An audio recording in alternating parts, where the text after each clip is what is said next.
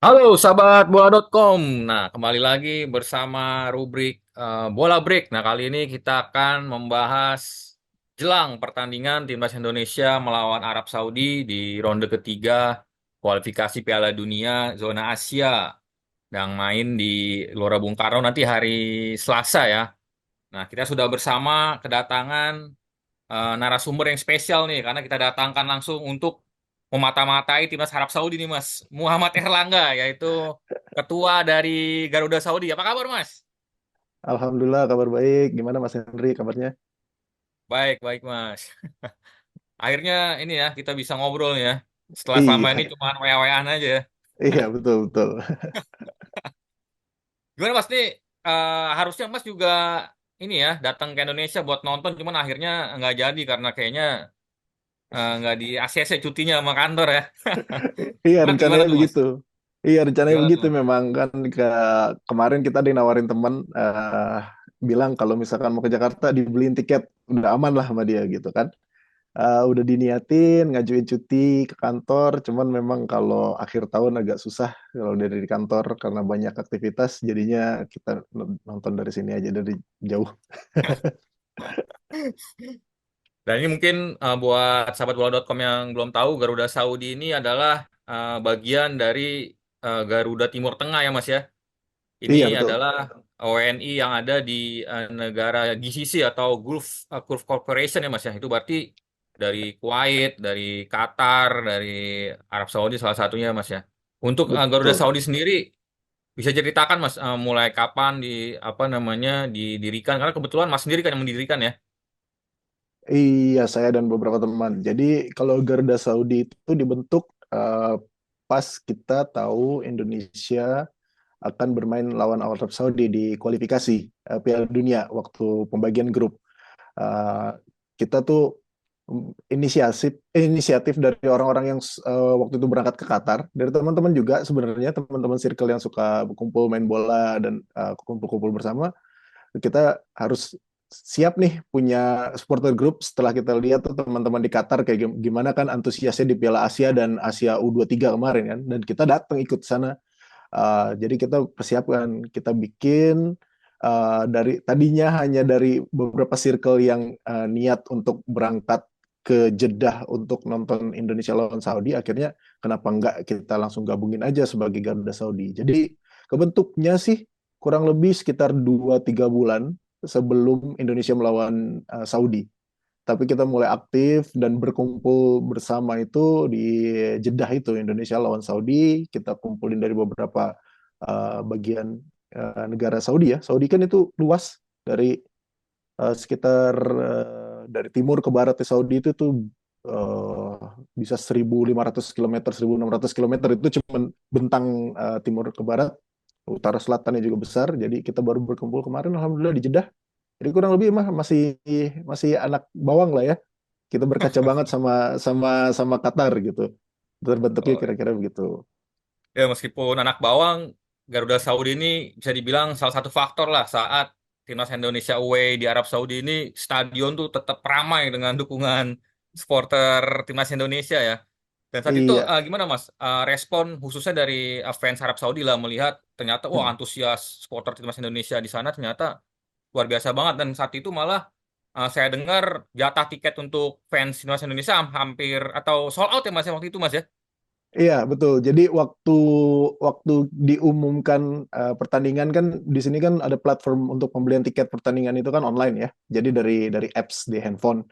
Jadi waktu kita lihat eh, apa tiket itu mulai dijual itu pagi-pagi sekitar sekitar jam jam setengah 7 atau jam setengah 8 pagi waktu Saudi dan hari weekend. Itu pada saat itu saya udah mau siap-siap pergi sama keluarga pagi-pagi saya ngelihat refresh aplikasinya muncul.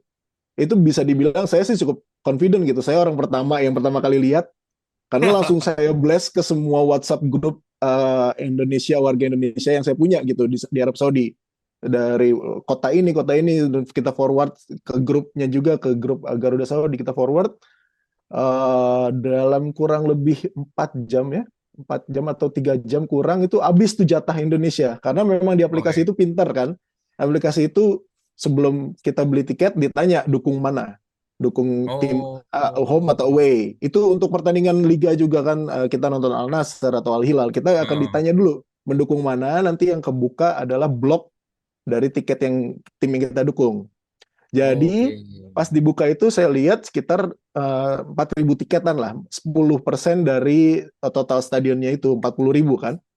Saya lihat Hmm. 4.000, kita cepet-cepetan booking, saya booking untuk saya dan teman-teman yang udah janjian mau berangkat, itu sekitar 3 jam banyak teman yang bilang, ini udah habis nih, nggak dapat, nggak dapat, nggak dapat. Akhirnya kita siasatin, kita beli bagian Saudi yang di Oh, sebelah sebelahnya dari bagian Indonesia karena kita di pojok kan. Ya itulah untuk proses pembelian tiket. Jadi tiket untuk Indonesia itu sudah sold out sangat cepat dibandingkan pas kita lihat tiket untuk Saudi sampai hari H pun masih ada available karena antusiasnya antusiasnya orang Saudi di sini untuk timnas tidak sebesar antusiasme mereka mendukung klub-klub. Mereka lebih banyak suka mendukung klub gitu. Jadi untuk timnas mereka oke. ya dukung tapi nggak yang sampai kayak kita gitu, yang masif, yang benar-benar Ya, sampai ya. ramai. Nah, kalau dari balik tadi pertanyaan Mas Henry soal apa reaksi teman-teman di Saudi gitu, Reaksi. warga Saudi, mereka ya kaget gitu ngelihat ini apa kok Indonesia begini rame dan kita cukup muncul ya kan kalau kalau kalau orang Saudi itu media sosial yang aktif dipakai mereka kan X, Twitter sama Snapchat ya. Jadi Ya. banyak tuh berkeliaran komentar-komentar mereka, apa video-video kita yang datang kan kita dari luar, kami sama teman-teman itu dari luar untuk masuk ke stadion aja udah mulai gebuk-gebuk drum, terus membentangkan bendera yang 3 meter kali 3 meter udah 10, itu kita udah jalan tuh. Jadi seperti di Indonesia lah mungkin sebelum masuk teman-teman Ultras kan di luar udah Ya, nyanyi-nyanyi. Kita di ya, sana ya. di luar udah nyanyi-nyanyi gitu. Itu udah masuk di medsosnya mereka, masuk stadion pun kita cukup dijaga. Jadi itu teman-teman itu kaget lah. Oh Indonesia ternyata segini banyak gitu yang dukung bolanya, sampai membludak kan, sampai sampai ramai, sampai teman-teman penonton Saudi pun harus tersingkir dari tempat duduk mereka, mereka harus pindah ke tempat lain. Itu kan kejadian di hari H seperti itu. Eh, Nah, ini berarti yang menariknya berarti kan Selasa depan ini gantian nih Arab Saudi yang akan away ke timnas Indonesia ya di Gelora Bung Ya. Karno.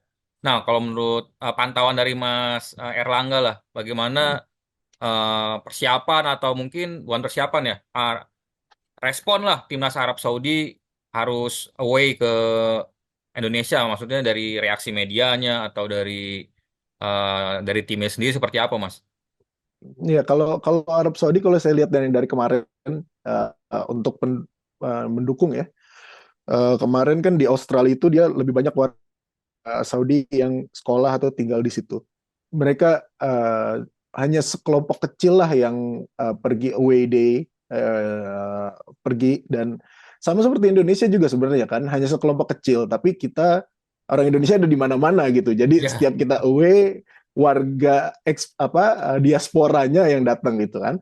Nah untuk Saudi ya, saya sih melihatnya ya, karena banyak orang Saudi di Indonesia, mungkin kalau mereka dapat tiket dan mereka aware untuk belinya seperti teman-teman Jepang kemarin kan, mungkin akan bagian Oh, mereka akan mereka penuhi gitu kan, beli juga.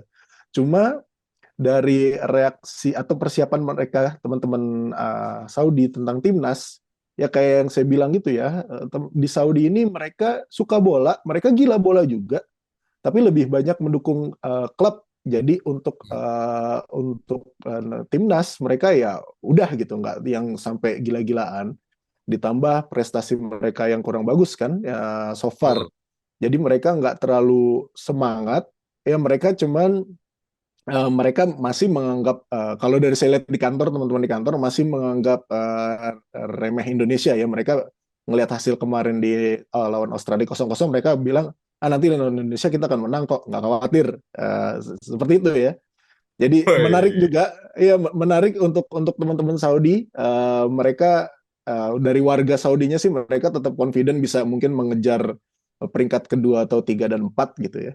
Kalau saya lihat Oh. dari ekspektasi mereka, tapi ya itulah saatnya kita. Kalau timnas itu saya malah pengennya kita bikin bikin kejutan di Saudi, kita dapat poin maksimal ya, nanti nextnya kan jadi lebih mudah. Tapi kita lihat ke depannya gimana. Ya ini yang menarik juga adalah ada perubahan ini ya, apa pelatih di timnas Arab Saudi kan yang tadinya Roberto Mancini, terus sekarang Betul, ada sosok Hervé Renard ya. Nah ini betul. sebelum pemecatan Roberto Mancini juga sebenarnya sudah muncul banyak isu lah bahwa sebenarnya fans Arab Saudi sendiri kurang suka dengan sosok Roberto Mancini gitu Mas ya. Mm-mm.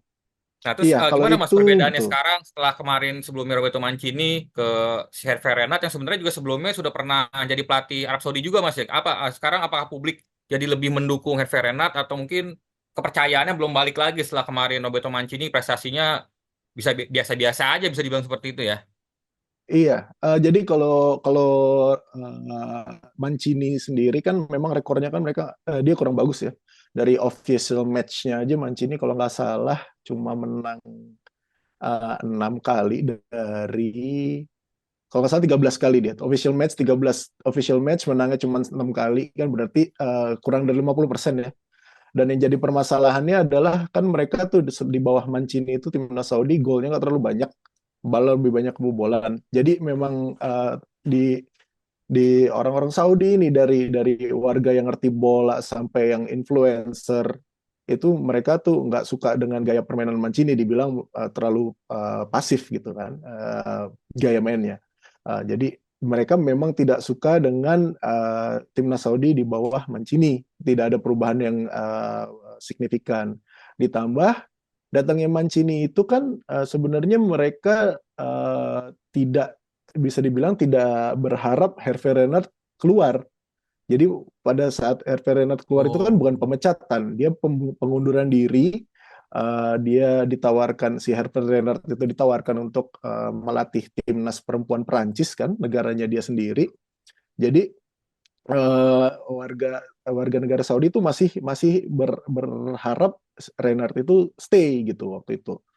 Jadi pada saat Hervé Renard balik pun karena tidak ada nggak ada bad apples ya, jadi nggak ada masalah, jadi mereka welcome dengan sangat gitu. Ditambah hasilnya pada saat di bawah Hervé Renard bisa ngalahin Argentina. Walaupun kalau kita lihat sih kita mau bandingin stats, sebenarnya juga sama Hervé Renard juga tidak terlalu bagus-bagus banget. Memang karena berhasil ngalahin Argentina kan, lolos ke Piala Dunia terus oh, ngalahin Argentina kan. iya iya Cuma iya. dari gaya permainan dan hasil pertandingan pun ya bisa dibilang sama lawan Mancini itu nggak terlalu beda, nggak dalam hasil stats ya.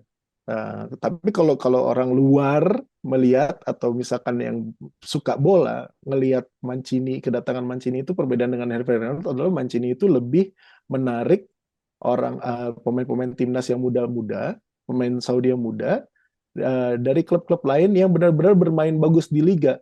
Kalau Hervé Renard itu dia sangat Al Hilal sentris.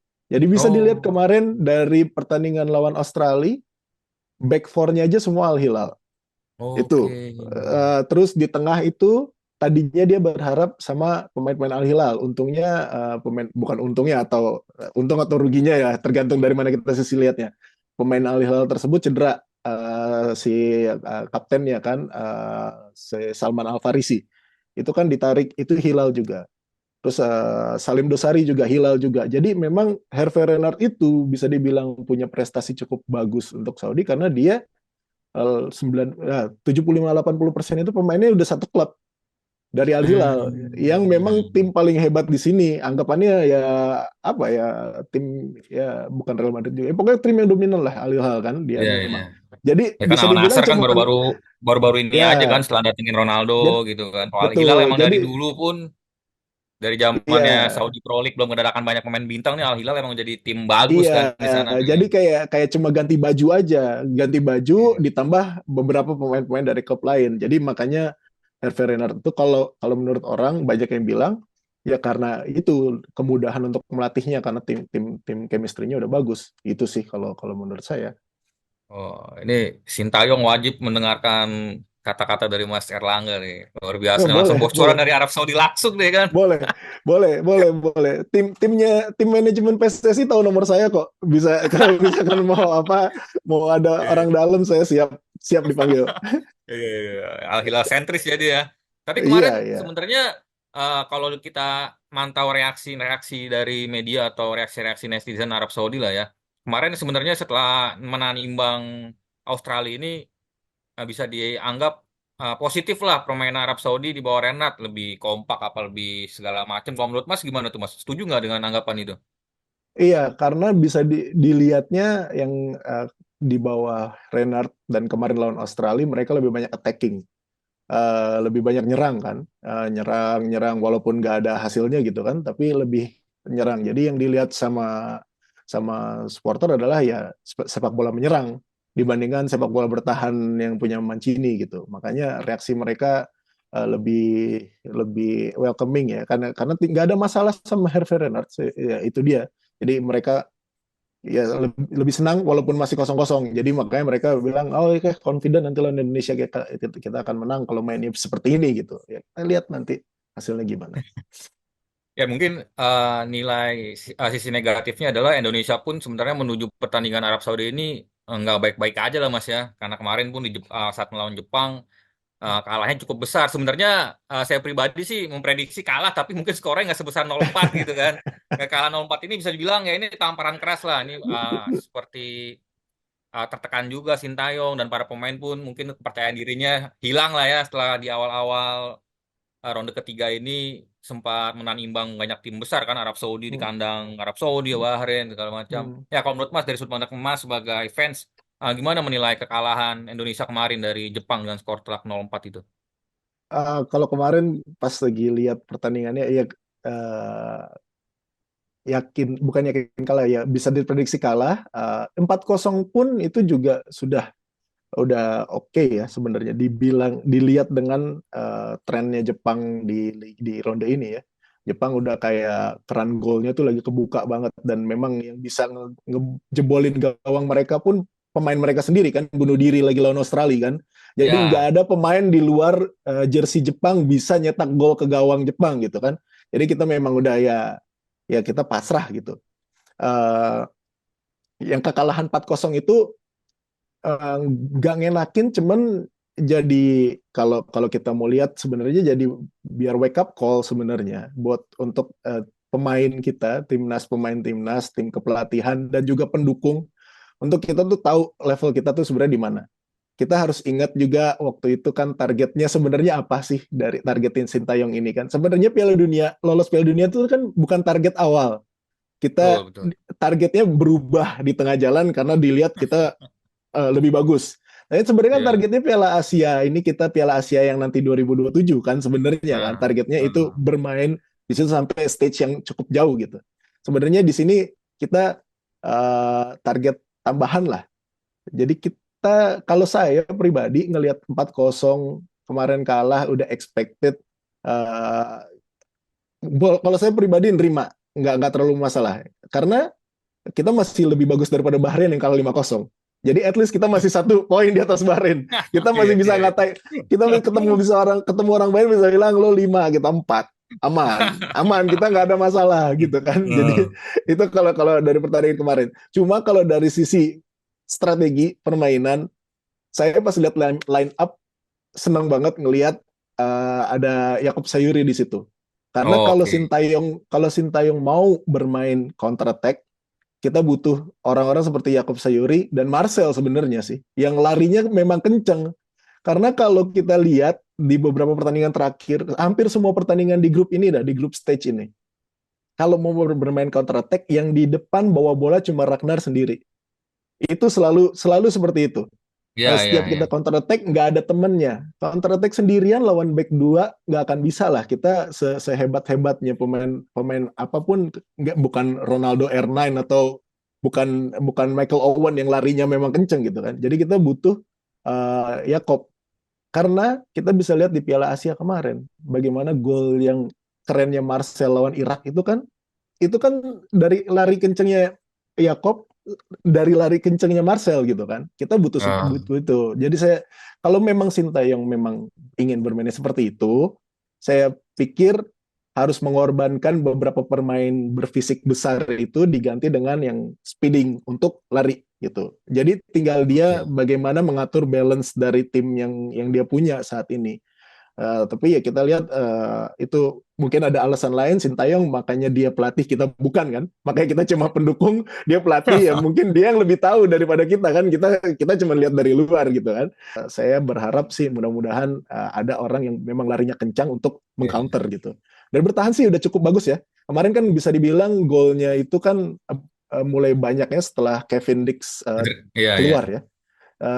Jadi saya bilang, saya bukan yang menyalahkan Sandy Walsh yang menggantikan Kevin Dick, enggak sama sekali. Maksud saya mungkin balance-nya jadi berubah. Tadinya kan balance-nya sudah latihannya udah seperti apa Kevin Dix dan Rizky dan Jay kan agak berubah sedikit balance-nya itu nggak masalah. Kemarin saya bilang oke lah. Sama hal terakhir, faktor terakhir yang bukan teknis, saya pikir mungkin timnas kita tuh main bagusnya kalau di luar GBK. Jadi Bapak Erick Thohir mungkin kita harus Nah, pindah kandang gitu ya mungkin atau apa atau mungkin rumputnya mungkin harus di lebih Gelora bagus Bung Tomo lagi. gitu kan, di Iya GBT atau mungkin. gimana ya kan. Jadi kalau di GBK kok kesannya seperti ini mainnya gitu. Tapi kalau di luar GBK, masya Allah itu timnas kita kalau di luar GBK di rumput Jeddah yang bagus banget itu mainnya bagus sekali. Di rumput Oh, Bahrain yang bagus mainnya bagus sekali gitu kan. iya, iya, iya, iya. Mungkin ya. Ini saya cuma mungkin aja. Bukannya ada isu apa-apa mungkin saya Iya, iya, bilang. iya, iya, iya. Mas, terakhir nih Mas, prediksi lo Mas. Berarti kira-kira Indonesia melawan Arab Saudi nih, gimana? Ya, Skornya berapa kalau menurut Mas nih? saya bisa yakin Indonesia bisa menang. Kenapa? Karena nggak ada pemain-pemain Arab Saudi yang diandalin ya. Kehilangan Saling Dosari itu saya udah bahagia banget. Pertama untuk Indonesia, yang kedua saya bukan pendukung Al Hilal, jadi Salim Dosari cedera ya alhamdulillah buat saya gitu.